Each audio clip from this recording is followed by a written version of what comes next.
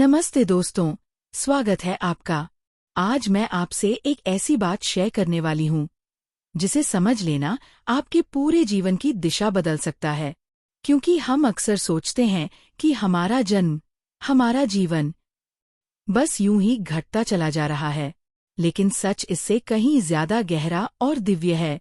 जीवन कोई संयोग नहीं, यह एक दिव्य योजना है। परमहंस योगानंद जी कहते हैं कि हमारा जन्म सिर्फ सुख दुख भोगने के लिए नहीं हुआ, बल्कि यह आत्मा की अनंत आध्यात्मिक यात्रा का अत्यंत महत्वपूर्ण चरण है। हमारी आत्मा, जो स्वयं ईश्वर का अंश है, इस भौतिक संसार में क्यों आई? यह प्रश्न जितना रहस्यमय है, उतना ही खूबसूरत भी है। ईश्वर ने इस पूरे ब्रह्मांड को सिर्फ रचा नहीं, इसे एक लीला बनाया, एक दिव्य नाटक जिसमें हम सभी पात्र हैं। आत्मा मूल रूप से शुद्ध, अनंत और मुक्त होती है, लेकिन जब वह शरीर धारण करती है, तब वह अपने वास्तविक स्वरूप को भूल जाती है।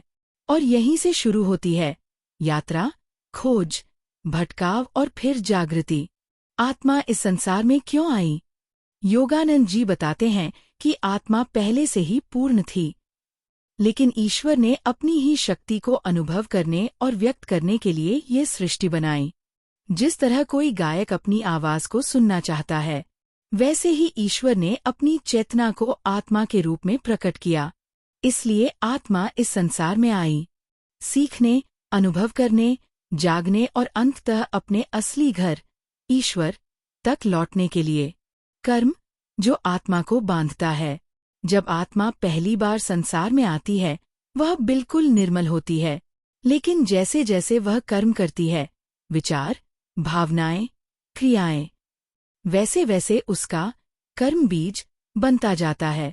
यही कर्म हमें अलग अलग जन्म देता है, कभी सुख, कभी दुख, कभी प्रेम, कभी संघर्ष।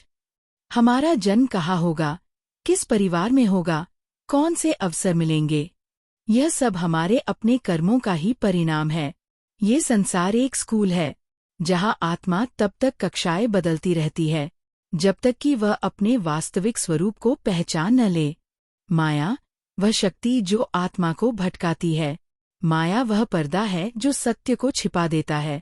जैसे सपना हमें असली लगता है, वैसे ही है संसार भी आत्मा को सच जैसा प्रतीत होता है। योगानंद जी कहते हैं कि माया के दो रूप होते हैं, जो आत्मा को नीचे गिराता है: भोग, लोभ, अहंकार, क्रोध, वासना। जो आत्मा को ऊपर उठाता है: प्रेम, सेवा, दया, ध्यान, सत्य की खोज। माया ही कारण है कि आत्मा अपनी दिव्यता भूलकर शरीर मन को अपना असली स्वरूप मान लेती है। आत्मा अपनी असली पहचान क्यों भूल जाती है? जिस तरह सूरज तो हमेशा चमकता है, पर बादलों से ढक जाता है, ठीक वैसे ही आत्मा हमेशा प्रकाशित रहती है, लेकिन अज्ञान, इच्छाएं, भय और मोह उसे ढक लेते हैं। शरीर नश्वर है, मन चंचल है, लेकिन आत्मा शाश्वत है। फिर भी हम शरीर और मन को ही मैं मानने लगते हैं। यही भूल हमें जन्म मरण के चक्र में डाल देती है। इच्छाएं, जो आत्मा को बांधती हैं: धन की इच्छा, प्रेम की इच्छा, प्रतिष्ठा, सुरक्षा, सुख, मान सम्मान। मन लगातार इच्छाएं पैदा करता रहता है, एक पूरी होती है तो दूसरी जन्म ले लेती है। ये इच्छाएं ही वह शक्ति हैं जो आत्मा को बार बार इस संसार में लेकर आती हैं। लेकिन इच्छाएं बुरी नहीं, इच्छाओं में फंस जाना बुरा है। योगानंद जी कहते हैं, जो इच्छा हमें ईश्वर से दूर ले जाए, वह बंधन है। जो इच्छा हमें भीतर के सत्य की ओर ले जाए, वही मुक्ति है। क्या हमारा भाग्य पहले से तय है? नहीं। योगानंद जी बताते हैं कि भाग्य कोई बाहरी चीज नहीं, भाग्य हमारे ही कर्मों का फल है। आज की परिस्थितियां पिछले कर्मों का परिणाम, आज के कर्म भविष्य का भाग्य।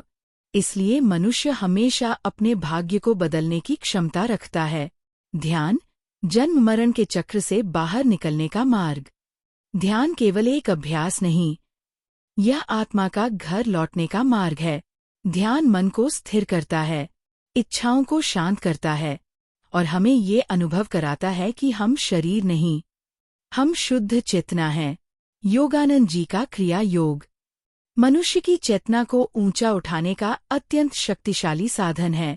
ध्यान ही वह पुल है जो हमें इस भौतिक दुनिया से उठाकर ईश्वर की ओर ले जाता है। गुरु जीवन की सबसे बड़ी कृपा।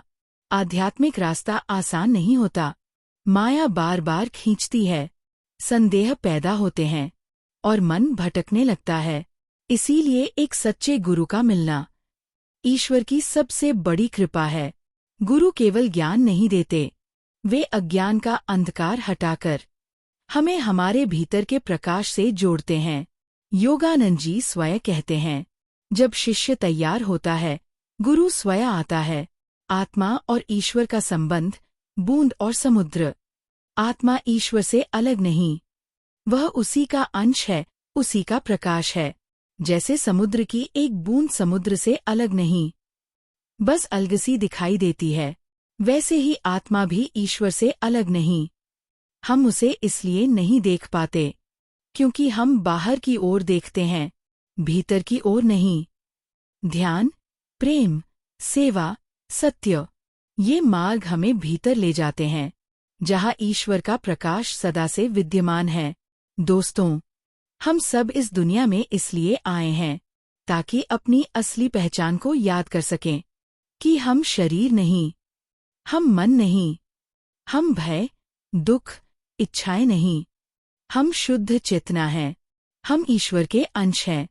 और यह जीवन एक यात्रा है अपने उसी दिव्य स्वरूप को पहचानने की। अगर आज का यह संदेश आपके मन को थोड़ा भी छू पाया हो, तो इसे अपने जीवन में उतारने की कोशिश जरूर कीजिए। अगर आपको ये वीडियो पसंद आया हो तो लाइक, शेयर और कमेंट करना बिल्कुल न भूलें।